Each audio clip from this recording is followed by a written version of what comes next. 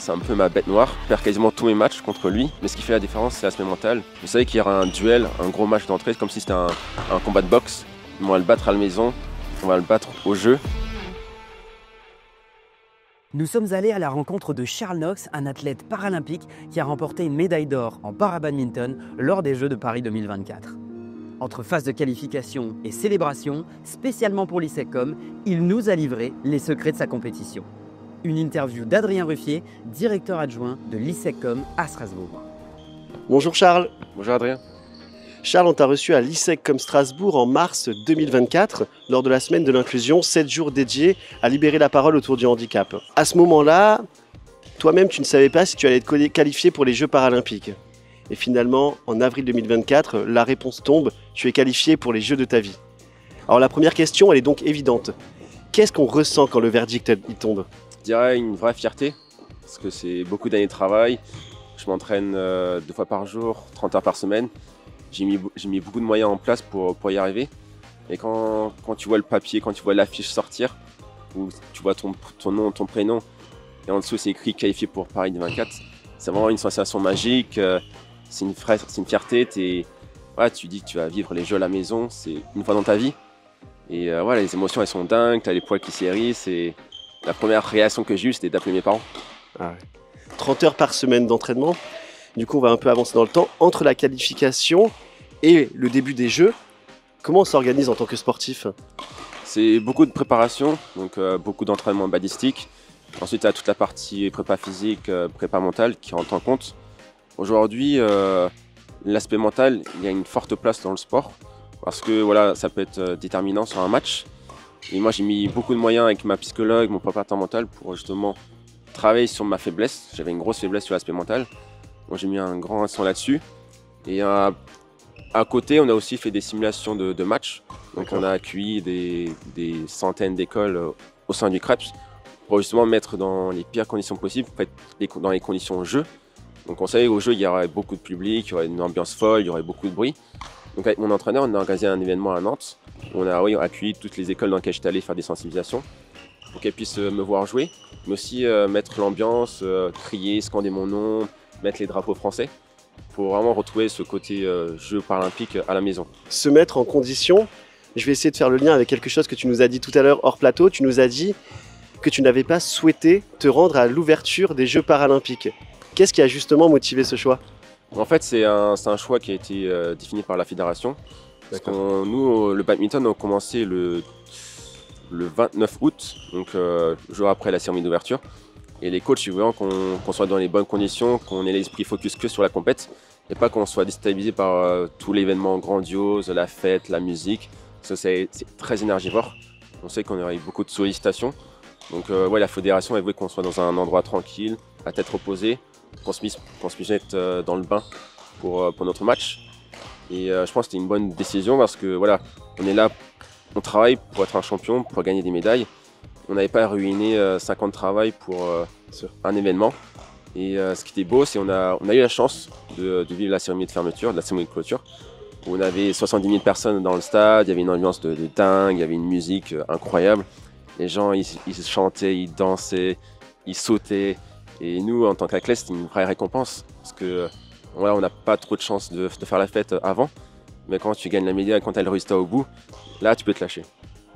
Bien sûr. Alors, on va en parler de cette médaille. Mais on va revenir un peu en arrière sur le début de la compétition. Finalement, vous vous êtes mis dans la bulle en n'allant pas forcément à cette ouverture. Et puis finalement, on le voit sur le terrain. Tu bats le chinois Neili, tu bats l'anglais Shepherd. Et puis, c'est l'heure d'affronter le numéro 2, le brésilien Tavares.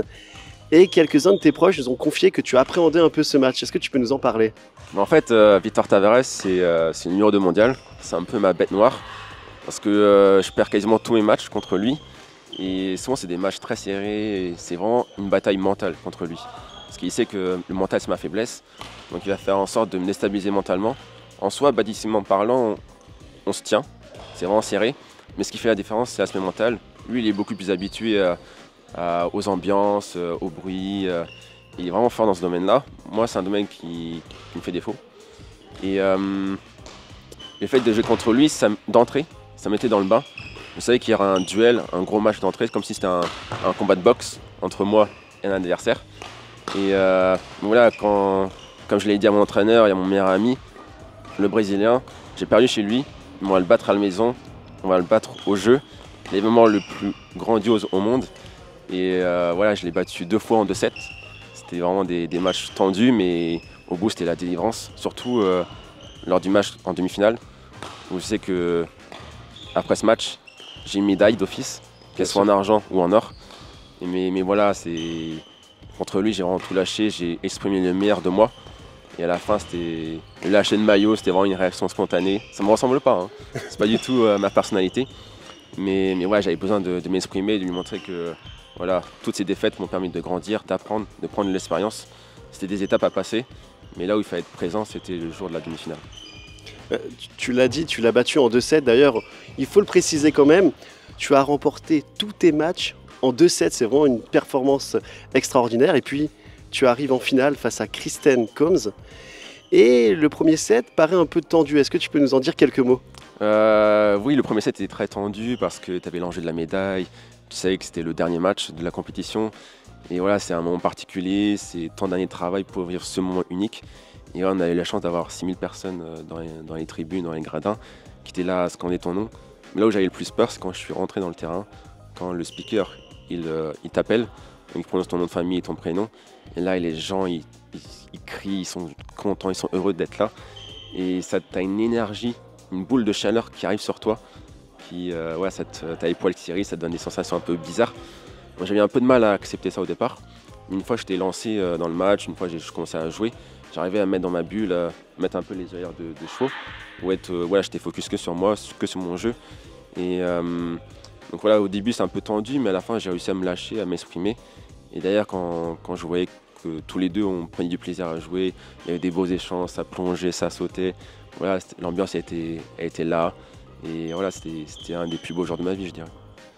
Bah justement, la relation avec Kristen Combs, c'est vrai, ce qui a été marquant dans le deuxième set, c'est que aussi bien ton adversaire que toi, vous souriez en permanence.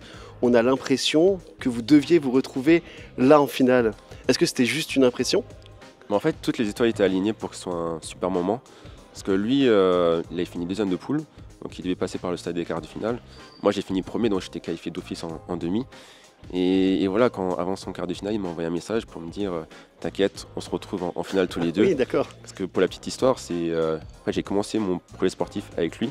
Quand je suis arrivé en tournoi international, c'était mon premier adversaire. J'avais perdu 21-9, 21 contre lui. Et le fait de finir l'histoire ou le chapitre contre lui, c'était vraiment magnifique. Et voilà, c'est quelqu'un que j'apprécie beaucoup. C'est vraiment un gentleman à l'anglaise. Il a vraiment des valeurs humaines très importantes. Et voilà, on était les deux outsiders, on était les deux seuls athlètes du top 8 à ne pas avoir porté un seul tournoi de la qualification paralympique. Donc personne ne nous attendait là, on était les deux outsiders. Et sur le terrain, on a vraiment montré qui on était réellement. Et pour moi, c'était vraiment une finale humaine et non une finale sportive. Et aujourd'hui, c'est important de montrer qui on est. On doit montrer que même si c'est du haut niveau, même si c'est du sport, on peut quand même prendre du plaisir, on peut quand même sourire, échanger. Et voilà, quand tu vois deux athlètes donner le meilleur d'eux-mêmes, sourire, batailler au quotidien pour y arriver, voilà, c'était des moments uniques, c'était des moments mémorables. Et il y a beaucoup de gens qui me parlent de cette finale, des sourires, de la générosité qu'on avait sur le terrain. Et même le fait de célébrer ensemble tous les deux avec le public. Ça, c'était marquant, effectivement. C'était grandiose. Et voilà, d'habitude, quand un adversaire il perd, il pleure, il a envie de partir. Mais là, il voulait célébrer avec moi, il me prenait dans ses bras, il mettait l'ambiance avec le public et c'était dingue. Mais on avait l'impression effectivement que peu importe l'issue du match, vous étiez déjà victorieux d'être là ensemble. Et il y a également une autre image qui a marqué, je pense, les Jeux paralympiques. C'est qu'une fois que tu as gagné, tu as pris un drapeau français et tu t'es allongé dessus. Alors là, on est en train de voir les images. Qu'est-ce qui t'a traversé l'esprit à ce moment-là ? Ce qui m'a traversé l'esprit à ce moment-là, je dirais... tout le monde me disait quelle serait ta célébration quand tu gagneras. En fait, je leur disais je sais pas, je savais pas comment j'allais réagir. Déjà, je savais pas si j'allais gagner ou pas. Bien sûr. Et en fait, quand il y a un des athlètes de l'équipe de France qui m'a donné le drapeau, je me dis tiens, qu'est-ce que je peux faire avec ? Et je me dis voilà, la meilleure façon de remercier la France, de remercier les gens qui m'ont accompagné, ce serait d'étaler le drapeau français et de l'embrasser. remercier la France, remercier les Français. Et c'est maintenant à nous, l'ISECCOM, de te remercier. Merci pour ton temps, merci pour notre échange. On a quand même une dernière petite question à te poser. Est-ce que tu reviens nous voir en 2025? Bien évidemment, je reviendrai vous voir pour d'abord vous montrer la médaille, aussi pour vous remercier, d'abord pour votre soutien humain, aussi pour votre soutien financier. Parce que comme je le dis souvent, un projet qui soit olympique ou paralympique, c'est un travail d'équipe. Et quand tu réunis les compétences de chacun, derrière ça fait un bon mélange et tu te sens beaucoup plus fort pour atteindre tes rêves, atteindre tes objectifs. Et voilà, j'ai accepté qui j'étais, j'ai accepté de grandir, j'ai accepté d'être le champion que je voulais devenir. Et c'est aussi grâce à toutes les personnes qui ont été bienveillantes, les personnes qui m'ont donné de leur temps, qui m'ont donné les moyens pour que je sois grand en fait. Et sur ces mots, on va conclure. Merci Charles. Un grand merci de nous accueillir ici sur ta terre d'entraînement au Krebs de Nantes. Et rendez-vous à l'ISECCOM Campus de Strasbourg en 2025 pour une conférence inédite. À très bientôt.